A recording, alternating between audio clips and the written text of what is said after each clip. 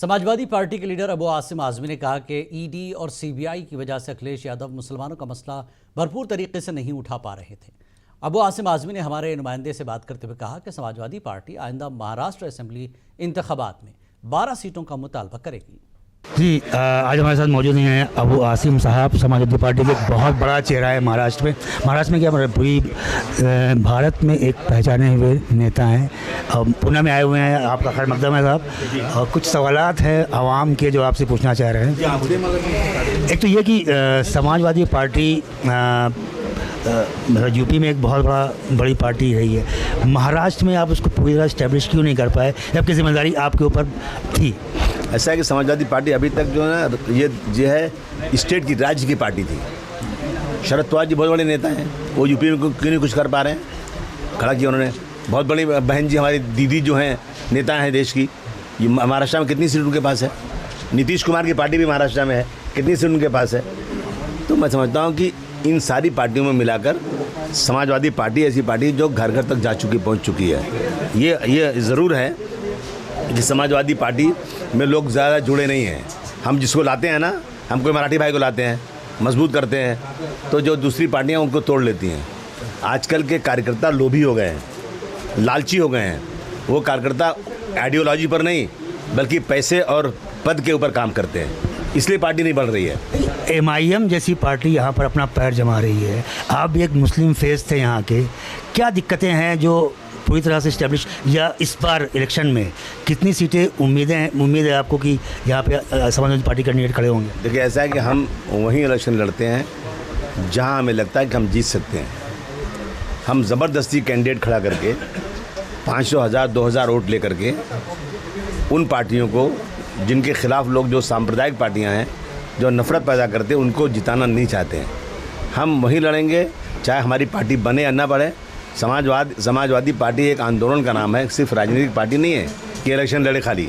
हमारी ताकत बने, हम लड़ेंगे, हमको एक सीट चुन के आवे या नहीं आवे, लेकिन हमारा ये आंदोलन चालू रहेगा। इसलिए हम जो है हम वहीं लड़ाते हैं जहाँ पे हमारी संख्या अच्छी हो, जो हमको वोट देते हो लोग। कुछ डिमांड्स है इंडिया ब्लॉक से कि समाजवादी पार्टी को कुछ टिकट सीट मिल जाए यहाँ? देखिए, ऐसा है ना कि हम यूपी में देने वाले थे, वहाँ हमसे मांग रहे थे, हम सीटें दे रहे थे। हम यहाँ लेने वाले हैं।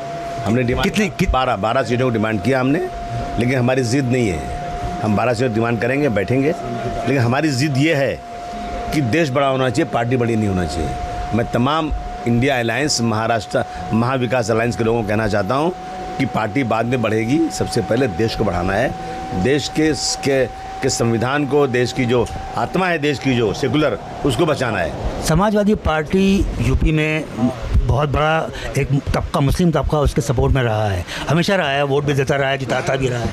लेकिन कुछ इश्यूज़ ऐसे रहे हैं जो मुसलमानों से जुड़े हुए रहे, उसको समाजवादी पार्टी ठीक तरह से पूरी ताकत के साथ उठाने में नाकाम रही है। बहुत सारे यूपी में एनकाउंटर को लेकर कि या बुलडोज़र चलने की जो बात हो मुस्लिम इलाकों में या मुस्लिम घरों में चले हैं, वहाँ पर देखा कि पार्टी का जो शीर्ष नेतृत्व है समाजवादी पार्टी का, वो भी खामोश रहा है। आप इसके बारे में क्या, आपकी राय? मैं नहीं समझता कि समाजवादी खामोश है। समाजवादी पार्टी ज़रूर उसको उठा रही है, लेकिन महाराष्ट्र और यूपी में बहुत फ़र्क है। यहाँ कुछ जाति होती है, हम घुस जाते हैं CM के पास, हम घुस जाते हैं DCM के पास, बात कर लेते हैं, परंतु वहाँ ऐसा लगता है कि आपकी वहाँ कोई बात सुनने वाला ही नहीं है। अग्रेसिव हैं लोग, वहाँ कोई बैठ के बात करने को तैयार नहीं। मैं समझता हूँ कि अखिलेश यादव जी हर इशू को उठा ज़रूर रहे हैं, ऐसा नहीं उठा रहे हैं, लेकिन वहाँ की जो इनको बहुत ही घमंड है, बहुत ही वो है, ये लोग बातें कोई सुन नहीं रहे हैं और ज़बरदस्ती। देखिए अभी कल जो है, मतलब डर रहे हैं अखिलेश यादव? नहीं, डरेंगे क्यों? अखिलेश यादव डरेंगे? बाप रे बाप, कैसन बात कर दिया आपने। अखिलेश यादव के पिताजी का नाम मुलायम सिंह यादव था, जो पहलवान थे। पहलवान समझते हैं आप ना? कड़वा तेल लगा के लड़के उठा के पटकने वाले आदमी थे वो। ये कहाँ डरने वाले आदमी हैं? फिर क्यों नहीं उठा पा रहे हैं, क्या वजह? नहीं, डरने ऐसा है कि जो दिल्ली से वहाँ बैठे हुए ये लोग ना, ये लोग कानून का मजाक बना दिया उन्होंने। कोई भी किसी को ED, किसी को इनकम टैक्स, किसी को ये, इस तरह से लोगों को परेशान। अब देख केजरीवाल कितने दिन जेल में रह के आए। मैंने देखा एक दिन एक स्टेटमेंट मैंने पढ़ा सुप्रीम कोर्ट के जज का कि सिसोदिया जी के खिलाफ कुछ नहीं है। किसका स्टेटमेंट? सुप्रीम कोर्ट के, कि उनके खिलाफ कोई एविडेंस ही नहीं है, परंतु छूट क्यों दे रहे हैं? साल भर अंदर पड़े हुए हैं। तो इन चीज़ों को लेकर लोगों में थोड़ा एक ऐसा माहौल पैदा हो गया है कि किसी को कभी भी किया जाए, किसी को किसी भी अरेस्ट किया जाएगा, किसी को परेशान किया जाएगा। ये यूपी में चल रहा है, कानून ख़त्म हो चुका है। एक आवाज़ मुसलमानों की तरफ से ये उठ रही है कि उन्हें सिर्फ एक वोट बैंक समझा गया है, लेकिन पार्टी में शमूलियत या उनको शामिल करने के मामले में या टिकट डिस्ट्रीब्यूशन में उनके साथ भेदभाव होता रहा है। तो इस बार क्या इंडिया ब्लॉक के अंदर अबू आसिम आज़मी साहब पूरी ताकत के साथ ये डिमांड करेंगे कि ज़्यादा से ज़्यादा मुस्लिम उम्मीदवारों को टिकट दिया जाए? मैं ये डिमांड करूँगा कि जहाँ मुस्लिम चुनकर आने की संभावना है वहीं टिकट देना। जहाँ टिकट नहीं चुन के आएगा उसको मत दीजिए टिकट। अननेसेसरी सीट ख़राब नहीं होना चाहिए।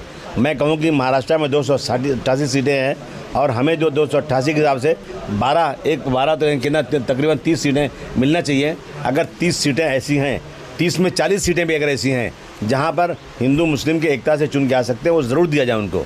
लेकिन ज़बरदस्ती का हराने के लिए किसी को टिकट नहीं देना चाहिए।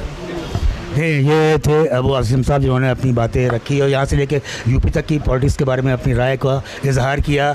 लेकिन सियासत अपनी जगह पर है, लेकिन एक मुस्लिम जो तबका के अंदर जो तशवीश है, जो फ़िक्र है कि उसको नुमाइंदगी कब मिलेगी और उसका वो इंतज़ार कर रहा है। मैं साहिद खान, मुंसिफ टीवी, पुणे।